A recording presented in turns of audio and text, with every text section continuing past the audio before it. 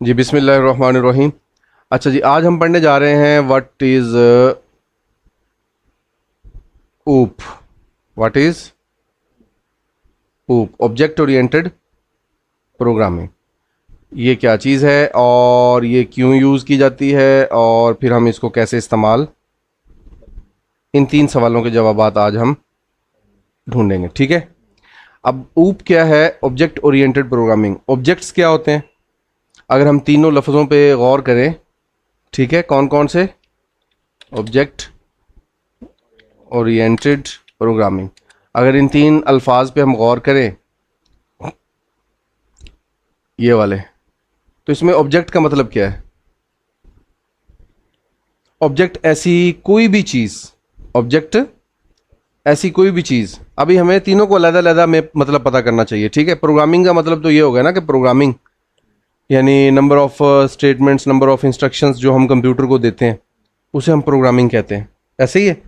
अब object oriented यानी वो इंस्ट्रक्शंस कंप्यूटर को हम देंगे जो ऑब्जेक्ट्स की बुनियाद पे होंगी। अब इसमें सबसे मेन चीज़ है ऑब्जेक्ट। अब यहाँ पे हमें लिखना चाहिए व्हाट इज ऑब्जेक्ट। ऑब्जेक्ट क्या चीज़ है?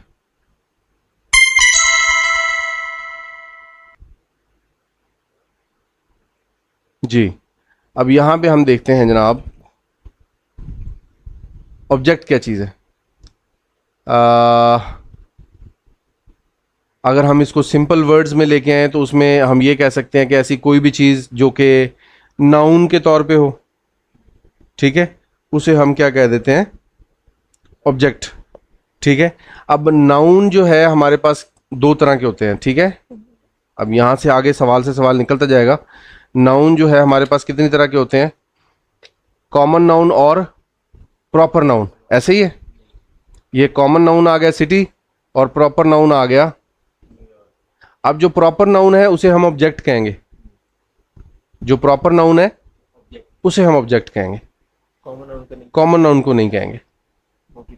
कॉमन नाउन को अगर सेम तरह के ऑब्जेक्ट मिल जाते हैं आपको, for example New York, Vehari, Delhi, Karachi, Islamabad, तो ये सारे क्या हैं?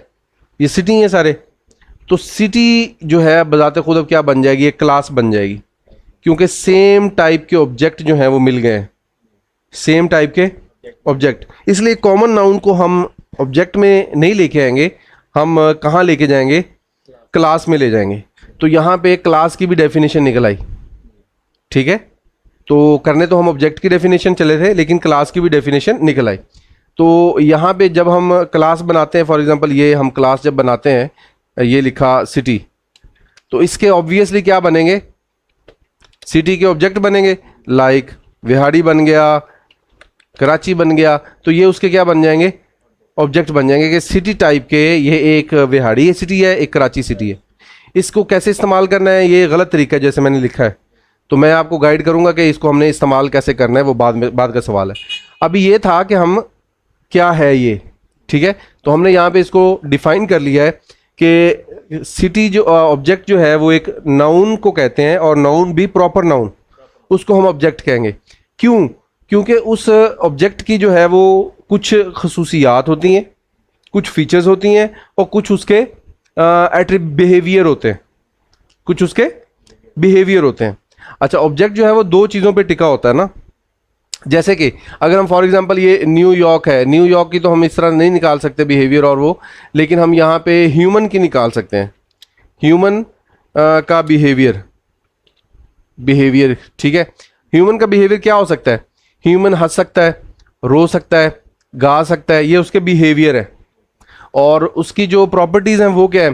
ह्यूमन का नाम होगा, ह्यूमन की एज होगी, ह्यूमन की हाइट होगी, ठीक है, ह्यूमन के आर्म्स, ठीक है, वेट होगा, लेग्स होंगी, ये उसके जो क्या है उसकी प्रॉपर्टीज़ है। यानी उसकी जिसकी प्रॉपर्टीज़ और बिहेवियर में क्या फ़र्क होता है? जो प्रॉपर्टीज़ होती हैं वो आपको ऑब्जेक्ट्स को डिफ्रेंशिएट करने में मदद देती हैं। जैसे कि मैं कहता हूं जी कराची का रकबा इतना है, विहाड़ी का रकबा इतना, तो दोनों शहर हैं, लेकिन दोनों शहरों में डिफ्रेंशिएट करने के लिए मेरे पास एरिया है। Area is a property of city. ठीक है, कराची का भी और उसका भी। ठीक है। तो ये उसका बिहेवियर क्या है? बिहेवियर उसमें जी उसमें कपास बनती है, उसमें फलानी चीज़ें बनती हैं, उसमें ये होता है, उसमें वो होता है, ये उसके बिहेवियर में हम ले आएंगे। तो हर ऑब्जेक्ट की दो चीज़ें होती हैं, ठीक है। तो कौन सी चीज़ें होती हैं हर ऑब्जेक्ट की? एक उसकी प्रॉपर्टी होती है, एक उसका बिहेवियर होता है। तो ये दो चीज़ें उसके अंदर होती हैं जिनकी बुनियाद पे हम क्या करते हैं, ऑब्जेक्ट्स को डिफरेंशिएट करते हैं। अब हम ये काम कर क्यों रहे हैं? अब हमें ये तो समझ आ गई है कि ऊप क्या है, यहां तक कहानी समझ आ गई है।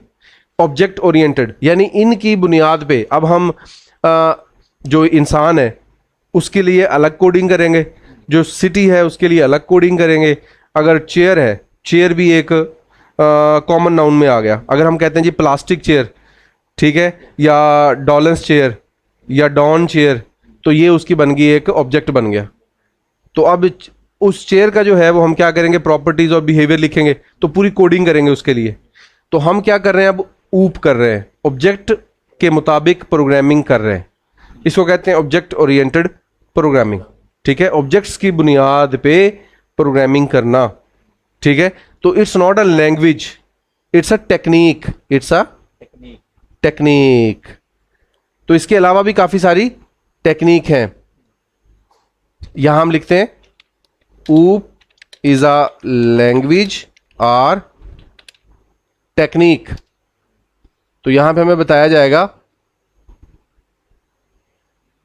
ठीक है ना। ये देखें यहां पे वो बता रहा है कि is a programming paradigm. Paradigm मतलब तरीका, टेक्निक और way of thinking about code, कि आप कोड किस तरीके से कर सकते हैं। तो ये आपको एक नया वे देता है कोडिंग करने का। पहले आप कोड कर रहे थे सिंपल, लूप लगा ली, इफ एल्स लगा ली, फंक्शन लगा लिए, प्रॉब्लम बड़ी आ गई तो फंक्शन यूज कर लिए। लेकिन यहां वो कहता है कि इनके अलावा भी एक टेक्निक है कि आप ऑब्जेक्ट्स की बुनियाद पे प्रॉब्लम को डिवाइड कर दो। यानी एक बड़ी प्रॉब्लम है, लाइक आप स्कूल मैनेजमेंट सिस्टम कर रहे हैं, तो स्कूल मैनेजमेंट सिस्टम में आप पहले टीचर का कोड अलग कर दें, स्टूडेंट का कोड अलग कर दें, स्टाफ का कोड अलग कर दें, फर्नीचर का कोड अलग कर दें। तो अब आपने क्या किया, ऑब्जेक्ट्स की बुनियाद पे कोडिंग करना स्टार्ट कर दी। तो वो आपको that's based on the concepts of objects की बुनियाद पे आपको सोचने का मौका देता है। ऑब्जेक्ट्स क्या होते हैं वो हमने पढ़ लिया है। Focus on the objects that, इसको छोड़ो, ठीक है। अब इसमें डेवलपर्स को इन ऑब्जेक्ट्स को डील करना आसान हो जाता है, उनके बुनियाद पे काम करना आसान हो जाता है और आपकी प्रॉब्लम सॉल्विंग जो कैपेसिटी है वो बढ़ जाती है।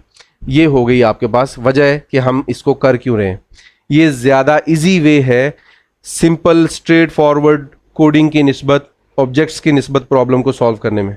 यानी प्रॉब्लम है, सॉल्व उसको करना, एक स्ट्रेट फॉरवर्ड तरीका है, एक आपका ऑब्जेक्ट्स वाला तरीका है। तो हम ऑब्जेक्ट्स वाले तरीके को, अब जितनी भी लैंग्वेजेस आ रही हैं वो सारी की सारी इस टेक्निक को सपोर्ट कर रही हैं, इस टेक्निक को सपोर्ट कर रही है। वो कहती हैं जी इसके ज़रिए काम करना ज़्यादा आसान है हमारी निस्बत, हमारे जहन के मुताबिक भी, ठीक है। तो ये वाई के अंदर इसके सवाल आ गए। अब इसको करना कैसे है? अगर आपने C++ सीखी हुई है तो C++ का सिंटैक्स यूज़ करोगे। अगर आपने जावा सीखी हुई है तो जावा का सिंटैक्स यूज़ करोगे। अगर आपने पाइथन सीखी हुई है तो पाइथन का सिंटैक्स यूज़ करोगे। तो ऊप एक टेक्निक है जो किसी भी लैंग्वेज में, कोई भी लैंग्वेज इसको यूज़ कर सकती है। तो यानी C++ विद ऊप, और जावा विद ऊप, पाइथन विद ऊप, स्काला विद ऊप, ठीक है। इसी तरह आप जो भी लैंग्वेज आगे नाम लेते रहें, पाइथन विद ऊप, सारे आप इसमें यूज़ कर सकते हैं। तो हम जो लैंग्वेज यूज़ करेंगे, हम यूज़ करेंगे C++ के साथ आपने ऊप को कैसे इस्तेमाल यूज़ करना है, ठीक है। हम ये वाला काम करेंगे, कोई मसला नहीं। हम ऊप को यूज़ करेंगे किसके साथ? C++ के साथ। डन हो गया। तो ये हमारी पहली वीडियो का टॉपिक था। इंशाल्लाह इसके आगे हम देखते हैं कि उसमें हमने C++ में क्या क्या चीज़ें कवर करनी है ऊप को अपनी प्रॉब्लम पे इम्प्लीमेंट करने के लिए।